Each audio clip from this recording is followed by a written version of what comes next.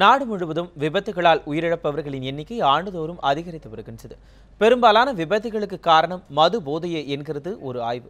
மது அருந்திவிட்டு வண்டி ஓட்டுபவர்களால் ஏற்படும் விபத்துகள் குறித்த ஒரு சிறப்பு தொகுப்பை இப்பொழுது பார்க்கலாம்.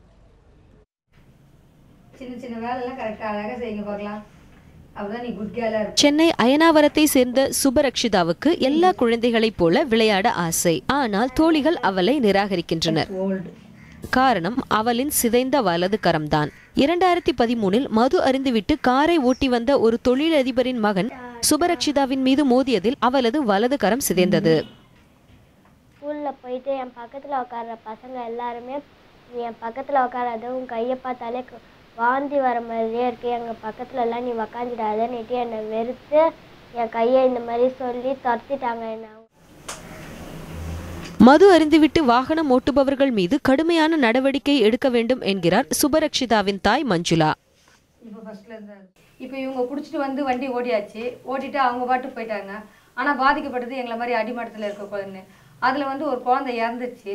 ரெண்டாவது எங்கள் பொண்ணுக்கு ரொம்ப அடிபட்டு ரொம்ப இதாகிட்டு இந்த மாதிரி ஒரு சூழ்நிலை தான் எங்கள் பொண்ணுக்கு நாங்கள் ஆப்ரேஷன் பண்ணியிருக்கோம்.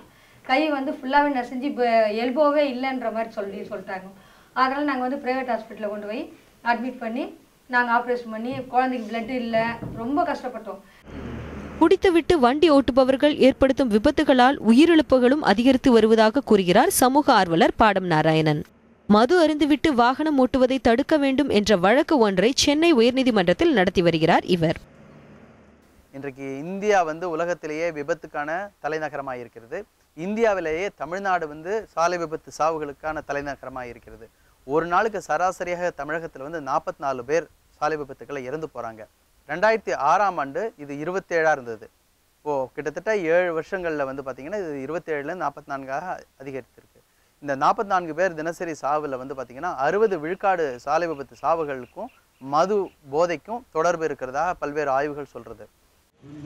குடித்துவிட்டு வாகனம் ஓட்டுவதால் அதிகரித்து வரும் விபத்துகள் பற்றி அரசு அதிகாரிகளை தொடர்பு கொண்டோம். அதற்கு மது அருந்திவிட்டு வாகனம் ஓட்டுவதை தடுப்பதற்கு அரசு தீவிர நடவடிக்கைகள் எடுத்து வருவதாக கூறினர்.